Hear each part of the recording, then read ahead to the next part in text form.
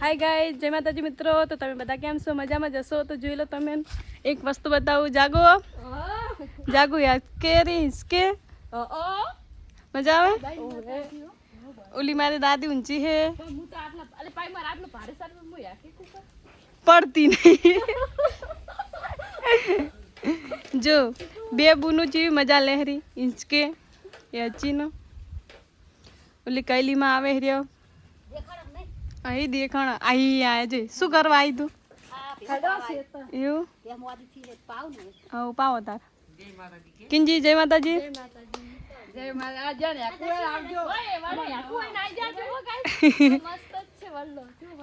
મસ્ત એમ.